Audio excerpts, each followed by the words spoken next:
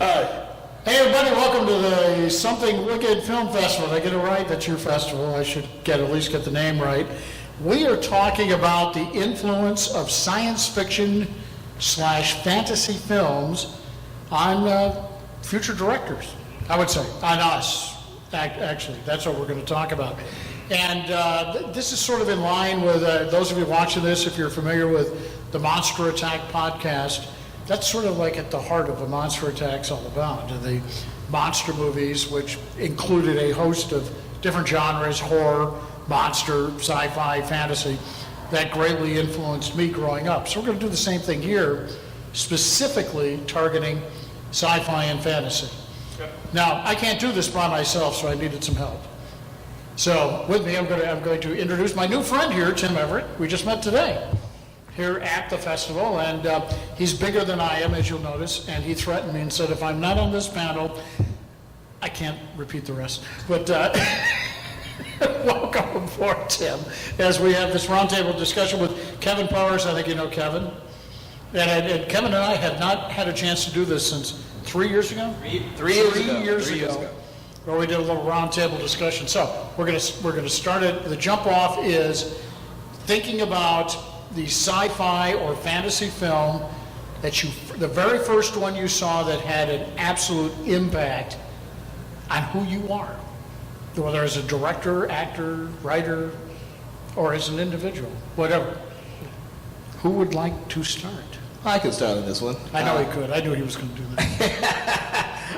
Speaking of science fiction, I like to say this, but I hate to say this at the same time because the director no longer influences me anymore. But as a child, I used to absolutely love Steven Spielberg's films.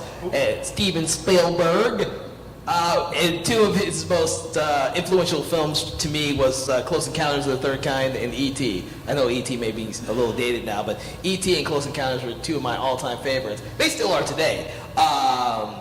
Mostly because of the whole the family dynamics in E.T. and the ideals that sci-fi will not overtake all of the human aspects of the stories, and I believe that Steven Spielberg was great with that. So, that's something I try and strive for in the films I try to do now in regards to sci-fi. You're right, and Spielberg, I love that film. I love Close Encounters. I like E.T. too, but thinking on Close Encounters, because that was like the first really major UFO film I remember seeing, and I'd seen some really crappy ones. I liked Earth versus the Flying Saucers. That was good. But, that's where we had been up until this point. But he still managed to weave that little family dynamic into it with Richard Dreyfuss's character sort of going nuts and making the Devil's Tower out of potatoes and tearing up the lawn and the yard and pulling trees and throwing them in. That's a great scene that got cut out. A major part of it got cut out for a while until they did the restored version back. So yeah, that's definitely an impactful film. Good choice. Good choice. How about you, Tim? One come to mind? Are we sticking with strictly sci-fi or? Sci-fi or fantasy, we're going to keep the genre there. Because I'm a huge nerd and yeah, me too. all those things. So sci-fi probably,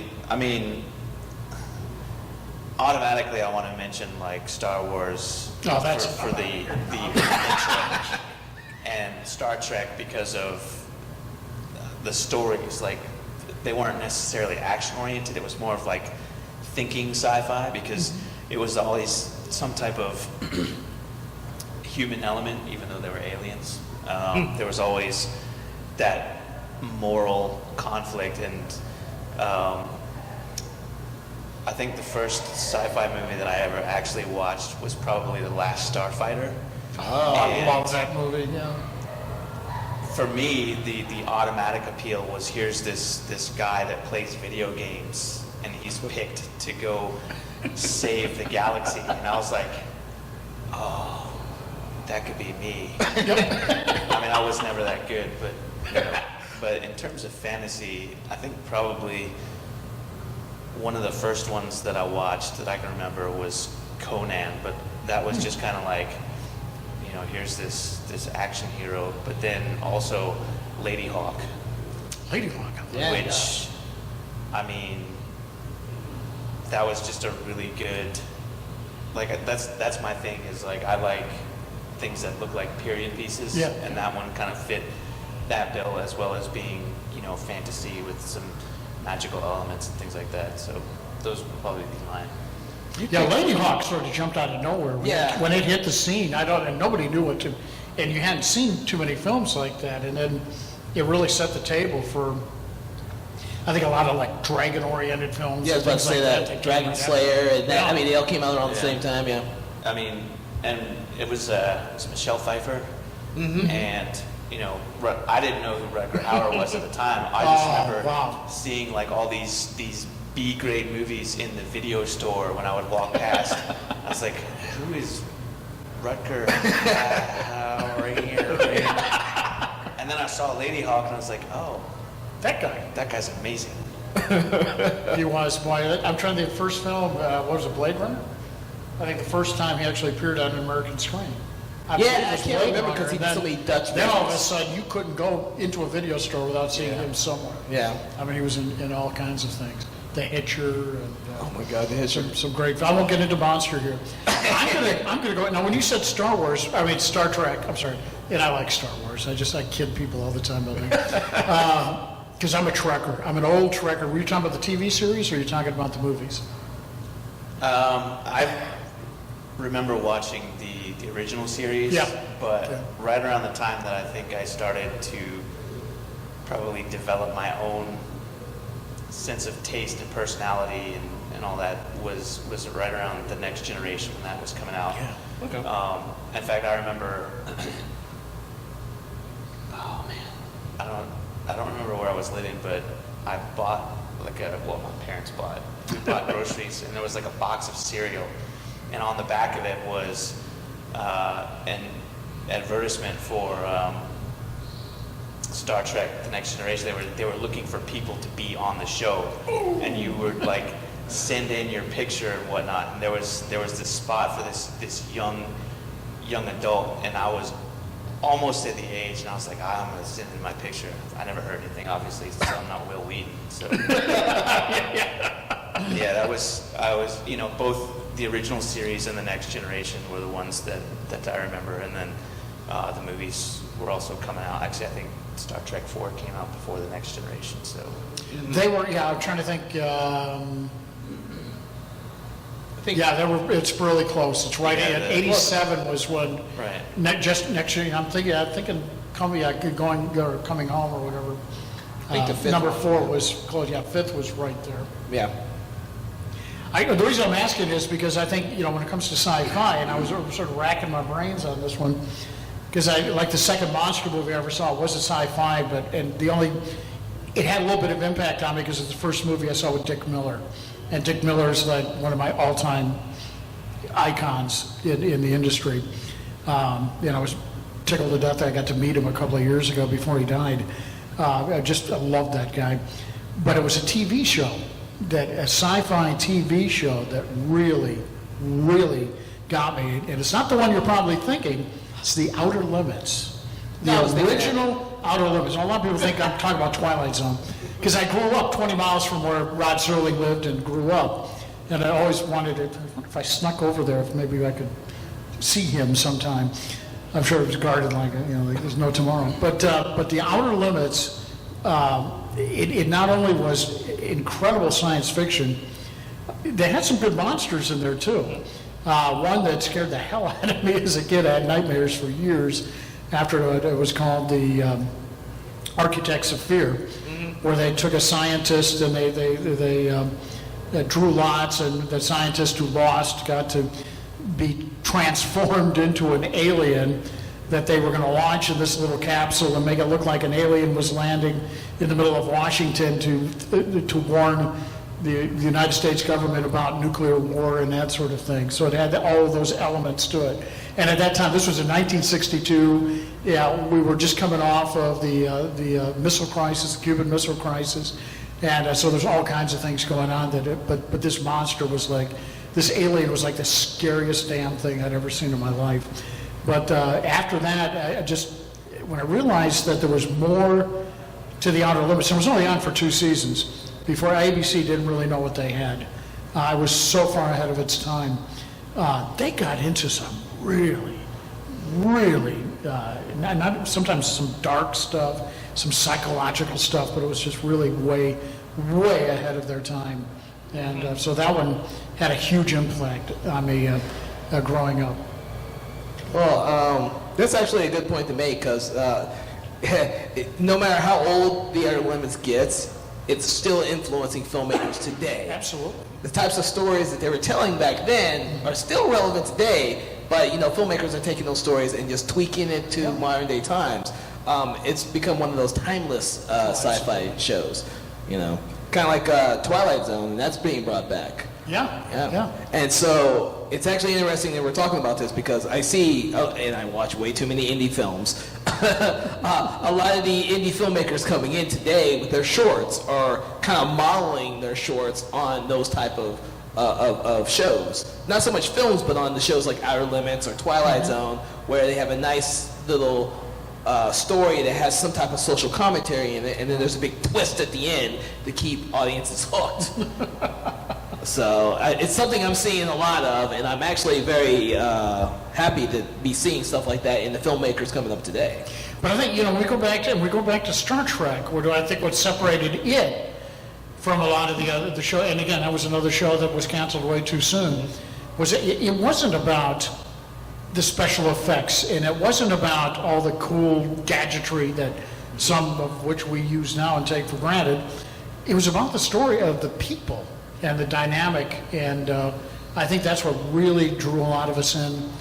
That the original, those of us who were original Trekkers, I'm dating myself terribly here, there was something about it that we couldn't cut loose from, that held on to us, because when you look back, we're a little cheesy when you think about it, but still we loved them. But it was that dynamic between Kirk and Spock and Bones, and the others, and of course when Chekhov came in there and that crew Sulu and all that. That's what really held me to Star Trek, and that thank God when they did the Next Generation, they struggled with it a little bit in the first season, but they got it together as they went into the second season. Even though they got rid of Gates McFadden, they had to bring her back. Thank God they did that. But it was those elements, those human elements, that really drove those stories. That made those things. I could watch them over and over and over and over again. Well, like nowadays, there's anytime a movie comes out where it's set in science fiction or anything related to comic books or anything fantasy genre, automatically people are like, oh, they're forcing diversity on us, or they're forcing this message on us because it goes against my beliefs or whatever. And I always think back, whenever I see that tired argument, I always think back to the original Star Trek. It was in the 60s, and in the United States, the socio-political environment was, there was a black woman who was like third or fourth in command of this spaceship. And the first interracial kiss was in there, and then it was during the time where communists were the bad guys for the country, and here's a Russian guy who's part of the command crew. Well, the character was Russian. The actor, I think, was an American. Walter Koenig was pure American. But and you had a diverse cast. You had, an Asian guy. You had a Scottish guy, and you had an alien guy, and then you had your bad aliens, and then over the course of the movies, the bad guys started to evolve, and then by the time the Next Generation comes out, one of them is part of the crew of the new ship. That's right. That's what I always think about is that platform was ideal to addressing a lot of the things that were going on in society, whether you agreed with it or not. You could still have conversations about it without actually having conversations that could, piss people off. So you could talk about it as like a metaphor, have a lateral conversation without actually engaging in, politics if you didn't want to. You could just frame it as, well, on Star Trek. I think one of my favorite episodes that did that, and they did it so well, was they had an episode where they were dealing with two races of individuals that lived on the same planet, and they were always at war with each other. Oh, yeah. They were black and white. But one had the black side on the right side, and one had the black side on the left side. So they automatically hated each other because, and then the message that you're the Star Trek folks were trying to say, you're the same people. You're the same people. Yeah, but he's black on the left.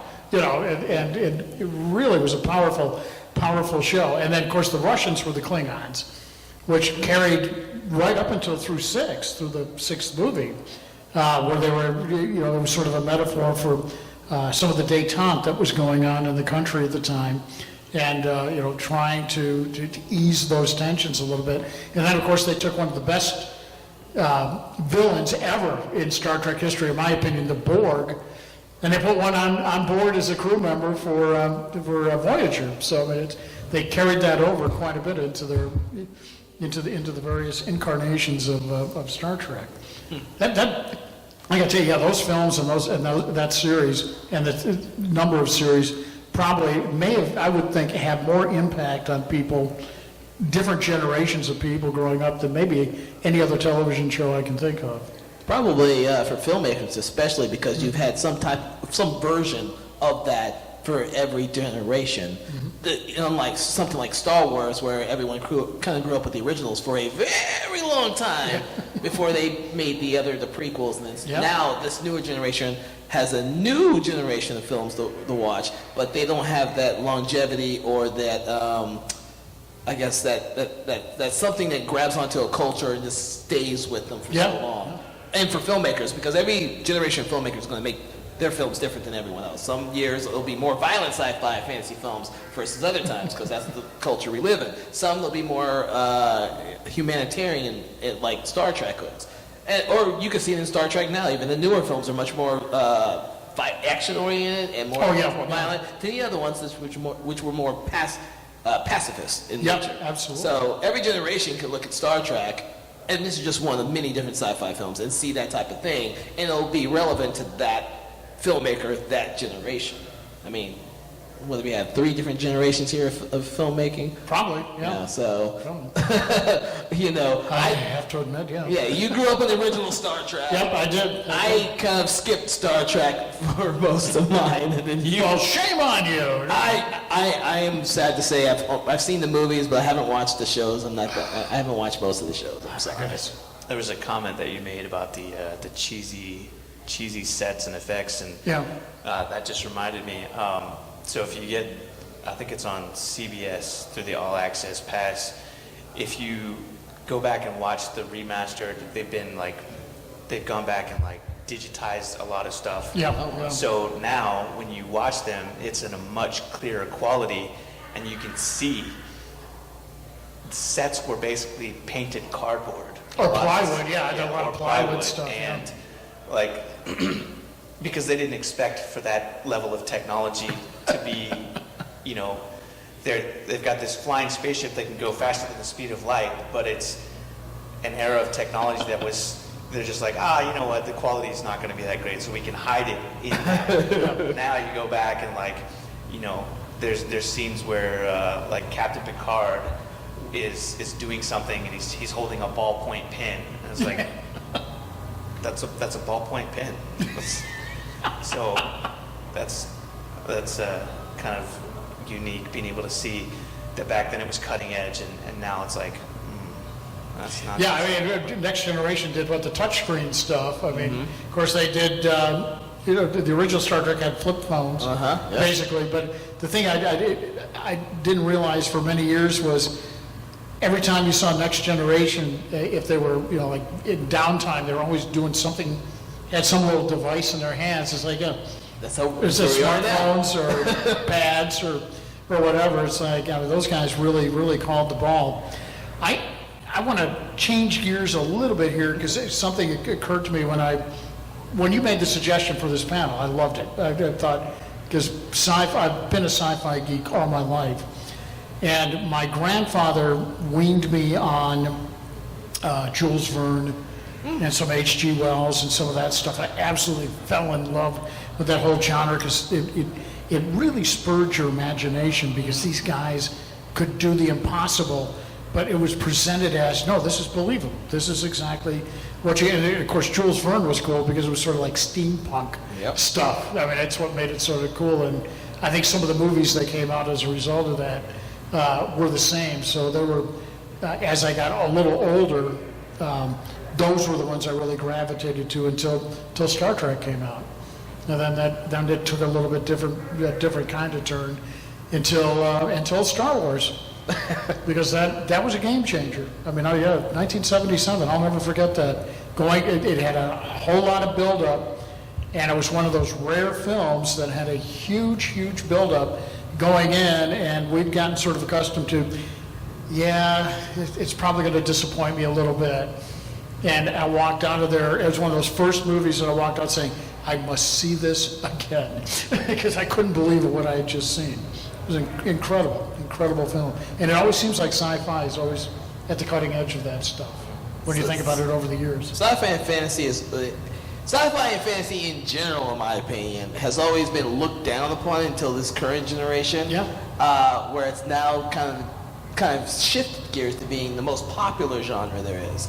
And that's either from the Lord of the Rings to the current superhero movies to everything that's coming out with the Avatar films. So a lot of those older generations, grew up watching this cheesy sci-fi stuff, and now sci-fi isn't cheesy anymore. It's one of the biggest genres that there is. Well, fantasy and sci-fi. So, I mean, it's amazing what the filmmakers nowadays are doing with these two genres. Well, it was the same way with comic books. I mean, growing up I was a comic book geek, and it wasn't so much you're trying to hide that, but I mean, that was looked down upon.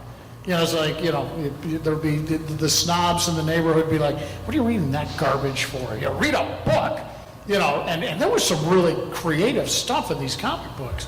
There's a real talent behind that, and now we're seeing it. I mean, we're really, that is like Hollywood has totally lost its imagination, and now they are leaning on these comic book artists and comic book writers for their story material. They're getting, and the same thing with the gaming industry.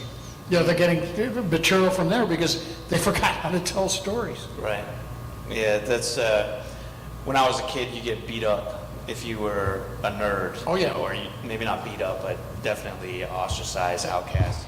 Small little group of people that sat at their own table in the lunchroom or whatever, and now everyone has seen, comic book movies, and everyone knows, if they haven't watched it, they still know what Star Wars is, and they know some basic elements of that, and to a lesser extent Star Trek, because it doesn't have quite as much action, even though every single episode of the original series, Captain Kirk would go down to the planet, beat somebody up, and have sex with their women. So, yes. He always got the girl. Yeah. Which they spooked, which they actually made fun of themselves in the last of the original Star Trek crew, where, what was it, the alien in disguise seduces Captain Kirk, and Bones looks at him and says, what is it with you? They'll just do it with anybody. I mean, my God. Oh yeah, I remember that. I know in high school, I remember, we were in that little, we had to hang together because everybody sort of made fun of us. But I had a buddy who brought in, he actually had an architectural design of the Starship Enterprise. And we would sit around saying, well, I wonder where they would put so-and-so. And we would try to find it. And I forgot where he got it from. Somebody actually published it. Because everybody said, where's the bathroom? We got to find the bathroom. And stuff, and then people would just be shaking their heads going, can you believe those idiots over there talking about that crap? I mean, who cares? Yeah. We're getting our revenge now. I mean, look at that. I mean, you got a whole network that's devoted to comic book stuff, which, that's like the only network I ever watch anymore.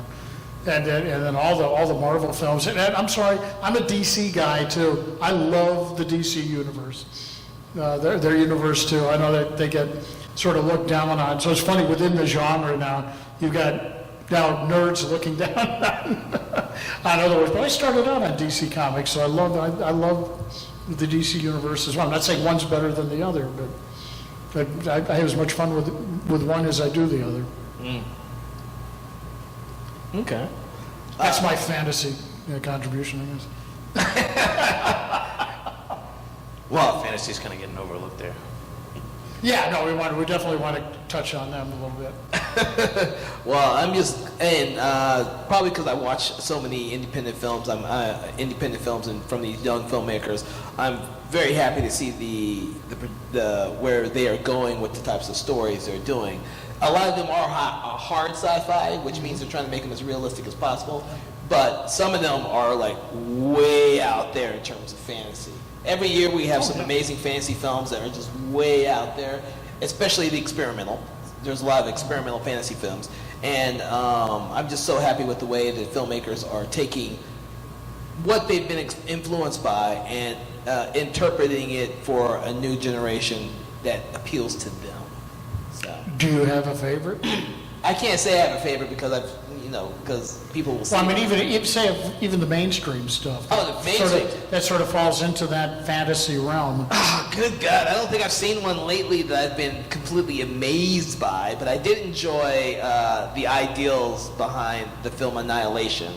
Ooh, yeah. I really, really enjoyed those ideals. Oh, and, Ex Machina by the same director. His first film was absolutely amazing with the ideals of artificial intelligence and all that. I'm very interested in those type of ideals, and it was done in such a realistic manner that I can really get into the story and the characters and be taken away to those different worlds that they're creating. And so, I love those type of movies. Those are really hard to do from an indie perspective, unless you have connections where, you have people that will help you finance films. If you want to do sci-fi or fantasy well, you have to have a budget. You have to you have to have pockets, or somebody who has pockets, because I've tried to do them. I made an all-female fantasy short film for Dragon Con for a film festival. And it was really tough to do.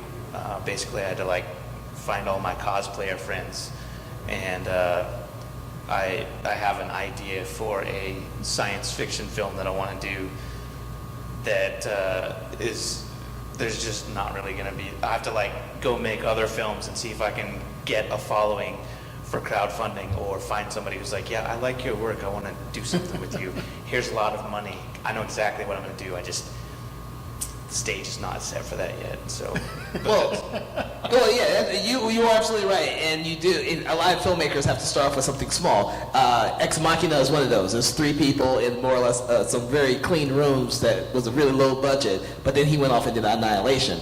I mean, one of my favorite sci-fi films is a time travel movie called Primer. That's a good movie. I don't think they had a budget for that at all, No, but the ideals presented in that film are amazing, and there's no. I mean, it's a huge sci-fi geek movie, but there is no. They probably took the $50 they had in their bank to make that. Hopefully, And guys. time travel is the hardest stuff to make. Yeah. I mean, because you will have people like us sitting in the front row going, nope, that wouldn't work. Nope. I mean, I love Back to the Future, but I mean, they were so wrong on their approach to the timeline. I was like, don't know. Okay, guys, let's pull some physics books out here. Physics and and explain time this to you. But I mean, you throw that away. But I was just watching something. I'm thinking even in the Avengers Endgame. Oh, they're You gotta throw it out. It's like, okay, I'm not gonna judge this because of the time travel crap. But this, I was thinking the other day, this is the geek in me going, if Captain America did go back in time and Mary Peggy, it screws everything up. Because all of a sudden now this wouldn't be relevant, and this would, and Thanos might not even be around anymore. It's like, the hell with it. It was a dramatic vehicle, and I got a kick out of it because you sort of saw it coming. But I mean, so the real good time travel movie is very, very, very hard. And it is hard. It is hard to get into those, especially sci-fi. Fantasy, you can kind of get away with a little bit, unless you're trying to use a lot of CGI for monsters. Yeah. But sci-fi is so hard unless it's a thinking, hard science type of film. You know. But I am seeing a lot more filmmakers trying to do stuff like that. Unfortunately, their biggest detriment is the CGI that they seem to want to rely on. Yeah, we've had discussions on that before. That it can be a curse. It can be a curse Because you get so dependent on it, you forget about what filmmaking is all about sometimes, I think. Well, with indie film, which is where a lot of sci-fi starts out with, it comes back to money. You can build a really expensive set and have decent practical effects, because you've got, let's for example, a spaceship. What do you do with a spaceship? Okay, you build the set and then you put little lights under buttons. And okay, well, you can even go so far as to say, this button does this and this button does this. Make sure you hit this button, not that button. But if you don't have the budget, you get a green screen, you get some lights, make sure nobody's wearing anything green, and then you do whatever you want, and you figure it out as you go.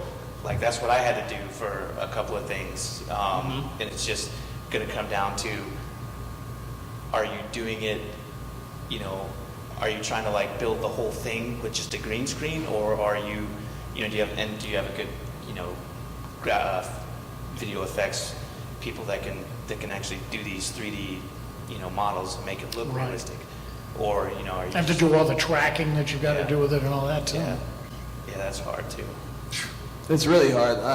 What was it? A couple of years ago, we had a short film called The Kessler Syndrome, and it's all about a pilot who is kind of, he keeps repeating his self as he's trying to fly a ship onto his planet, but he has to go through like a asteroid field type thing, and so he has to keep replaying that. And the filmmaker told me it took him forever to get all of the sci-fi and CGI elements done. That being said, they looked amazing because all it was is literally one person who's in this entire film, but you're seeing his spaceship, you're seeing the outside of the spaceship, you're seeing all these amazing elements that took him a lot of time to do because he was a one-man army. I can't remember. I can't remember, Scott, if your film won any awards here or not. But I know it's won a lot of other awards. But the thing is that the film was amazing, even though it only had the one actor in there doing everything. Yeah. He had a good crew. You see pictures of him in it, but it takes a lot of people even to do a film with one person in the cast because of all the elements that went into making it.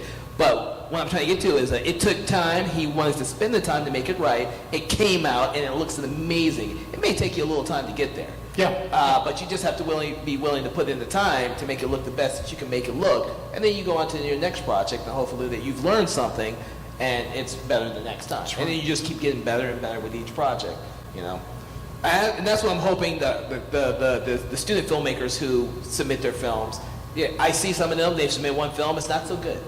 But we screen it if we see something in that filmmaker that says, he has talent, he has an ideal, he has something to say, he just needs time to build it and to make it better. And then the second film is a whole hell of a lot better than the first film. And then the third film is better than that one. And it just gets better and better with each try, is what I'm hoping that filmmakers are doing nowadays. So. Sounds good. And we are going to have to wrap there because we have another one headed your way. So we got a lot more panels yet to come. Something Wicked Film Festival. But folks, as far as sci-fi goes, we'll see you next year at the 2020 Something Wicked Film Festival. Thanks for joining us.